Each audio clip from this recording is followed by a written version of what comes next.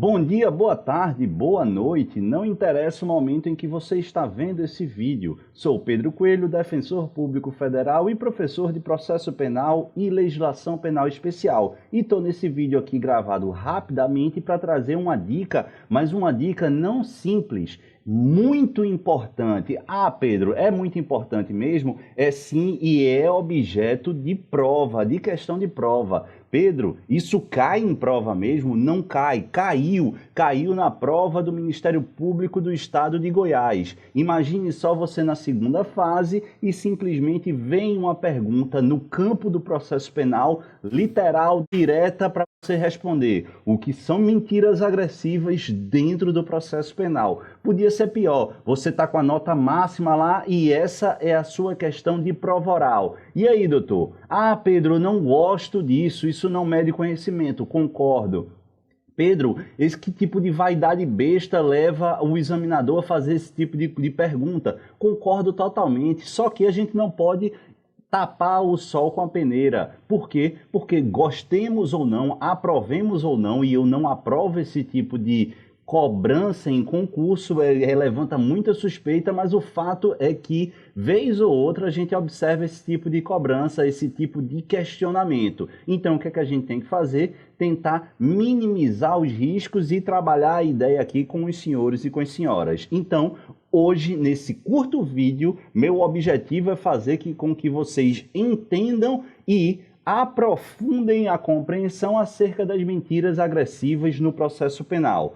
Se eu quisesse, eu daria simplesmente a definição e eu vou fazê-lo e saía, mas eu não quero fazer, eu quero trazer mais informações para que vocês assimilem e revisem conteúdo realmente importante. Mas, como eu sei que vocês podem estar curiosos aí, vamos lá trabalhar diretamente o conceito de mentiras agressivas do processo penal. Se alguém me perguntasse na lata, diretamente, Pedro, conceitue mentiras agressivas na sua matéria no processo penal, eu ia dizer, doutora, as mentiras agressivas dentro do processo penal nada mais são do que aquela falação ou aquela fala por parte do acusado em seu interrogatório que traz informações especialmente em relação à autoria delitiva de um fato específico, imputando esse protagonismo, ou seja, essa autoria, a outrem que sabe não ter cometido o delito.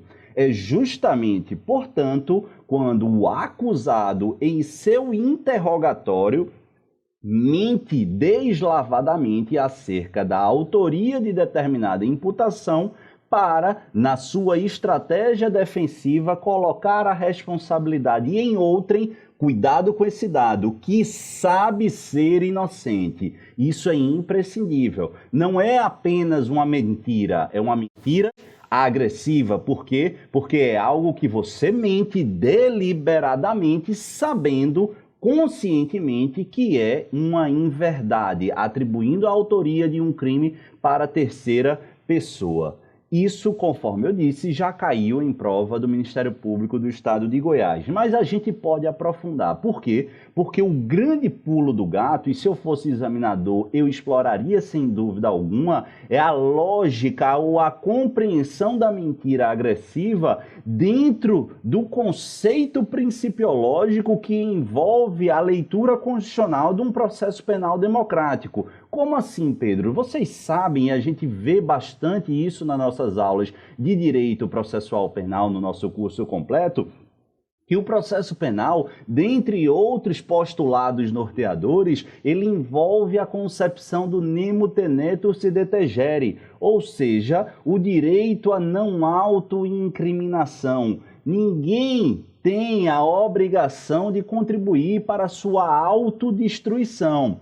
E aí, a grande dificuldade é nós compreendermos se, dentro da não autoincriminação, dentro dessa concepção ampla do direito ao silêncio, dentro justamente do nemo tenetur si detegere, está o direito de mentir. Porque perceba, se a gente compreender que estamos sim diante na mentira por parte do acusado, de um exercício da sua autodefesa tutelado e protegido pelo nemo tenetur si detegere, essas mentiras agressivas que eu acabei de conceituar, elas deverão ser admitidas. Por quê? Porque eu minto para me proteger. Eu minto para não contribuir com a minha própria destruição. Pedro, entendi essa linha de raciocínio, mas não concordo tanto. A gente não vai refletir porque a ideia da dica é ser um pouco mais objetivo.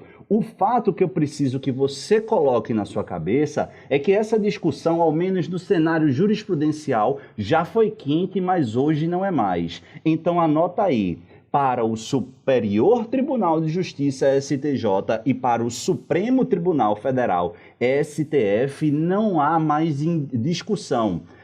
Apesar de ser reconhecido, claro, o nemo tenetur si detegere, o princípio da não autoincriminação, a sua concepção não é tão ampla a ponto de se admitir a mentira para o exercício da autodefesa. E isso ficou muito evidente quando o STJ lavrou, editou a súmula 522, dizendo: a conduta de atribuir-se falsa identidade perante a autoridade policial é típica, ainda que em situação de alegada autodefesa. Era aquela velha situação, você é parado num posto policial e... qual é o seu nome? E aí você utilizava, olha, eu sou João Paulo e não Pedro Coelho, eu sou João Paulo. Isso aí é o quê? É uma falsa atribuição de falsa identidade, concorda? Concorda. Isso é crime? Sim, mas havia uma discussão, olha, se eu dissesse que eu era Pedro Coelho, ele ia puxar minha ficha e o que é que ia acontecer? Ele ia ver um monte de mandado de prisão e ia me prender. Eu não posso ser obrigado a contribuir para a minha autodestruição. Essa era a discussão, esse já foi o entendimento da sexta turma do STJ, mas isso já está pacificado. Não interessa. Se a sua mentira encontrar respaldo formal num tipo delineado no nosso Código Penal brasileiro, nossa legislação penal, não vai estar protegido pelo princípio da não autoincriminação. Beleza, tranquilo.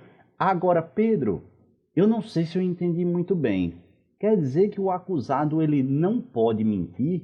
Eu sempre aprendi ou eu sempre entendi que quem não poderia mentir ou calar a verdade era justamente a testemunha, em razão do falso testemunho. Mas como o acusado ele não presta compromisso, eu achava que ele poderia mentir. Calma, calma, calma. Muito cuidado aqui. Para a gente fechar. Você entendeu mentira agressiva? Acho que sim. Entendeu a lógica do nemo tenetur si detegere e a amplitude dessa concepção da não autoincriminação? Bacana. Agora, a última coisa para a gente fechar o nosso raciocínio aqui. A doutrina vem trabalhando com uma diferenciação de direito à mentira e inexigibilidade de dizer a verdade. Putz, Pedro, que viagem! Mas presta atenção porque isso é importante. Muito cuidado aqui, porque mentir, o acusado mentir dentro do direito brasileiro não é crime, tá? Não é crime. Muito cuidado. Crime seria se nosso ordenamento trouxesse a previsão do delito de perjúrio, como acontece nos Estados Unidos, salvo engano, na Inglaterra e na França.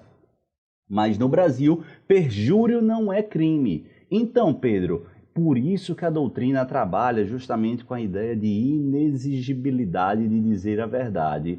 O fato do acusado não dizer a verdade, por si só, não será crime. Pedro, então quando é que a mentira do acusado vai ser crime? Vai ser considerada crime? É quando, não pelo fato de ser mentira, mas quando aquela conduta encontrar respaldo normativo em outro tipo penal. Justamente, por exemplo, é o caso da falsa identidade. Atribuir-se falsa identidade é crime previsto no ordenamento jurídico. E se é crime previsto no ordenamento jurídico, não é o fato dele ter mentido, mas sim da conduta mentirosa se amoldar ao crime da atribuição de falsa identidade. Entendeu? E é justamente com essa lógica que a gente encerra. As mentiras agressivas, Pedro, são no processo penal, no direito penal, na seara criminal, conforme ordem jurídica estabelecida e vigente hoje em dia,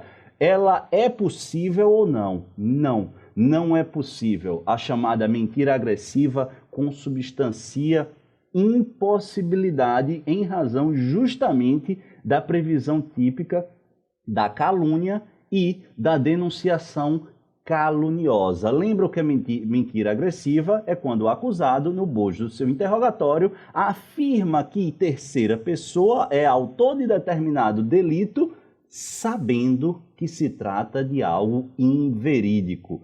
Presta atenção aqui, se você imputar acusado a autoria a outrem, ainda que com o argumento para se defender e que você sabe que essa terceira pessoa não é autor desse delito, toma muito cuidado com esse acréscimo aí, você vai estar praticando uma mentira, mas uma mentira agressiva. E essa mentira agressiva, ela não vai ser tolerada, porque uma vez pode considerar ou pode se amoldar ao artigo 138 que diz caluniar alguém imputando-lhe falsamente fato definido como crime, justamente a situação, ou pior, artigo 339, denunciação caluniosa, que você vai dar causa à instauração de uma investigação policial ou processo penal ou investigação administrativa aí contra alguém imputando-lhe crime de que sabe inocente. Beleza, pessoal? De maneira bastante objetiva, nós aprendemos o que é uma mentira agressiva dentro do contexto do processo penal e aproveitamos para fazer uma revisão importante sobre o princípio do nemo tenetur sed tegere. Ah, Pedro, não gosto de questões de nomenclatura. Também não gosto, mas eu sempre repito. Nomenclatura, doutor, nomenclatura, doutora, é questão de sobrevivência em prova de concurso público. Já contei a minha história lá na DPE de Alagoas e só consegui passar porque eu sabia um detalhezinho de uma nomenclatura que mais de 50% dos candidatos não sabiam. Isso mede conhecimento? Isso é um grande mérito meu? Não, nem tudo em concurso público é mérito, mas aquilo ali, sem dúvida alguma, contribuiu para a minha aprovação. O meu objetivo aqui não é falar bem, não é falar mal sobre questões que envolvem nomenclatura, é fazer com que você, se vier a ser questionado sobre mentira agressiva no processo penal, tenha a mesma sorte que eu lá em Alagoas e gabarite a sua questão, acerte a sua assertiva, atenda aos requisitos da sua prova oral. Espero que tenha conseguido fazer esses esclarecimentos. Um beijo no coração, espero vocês na próxima dica. Gostou? Comenta, indica, manda sua dúvida, passa sua percepção, é sempre muito importante para nós. Um grande abraço e até a próxima.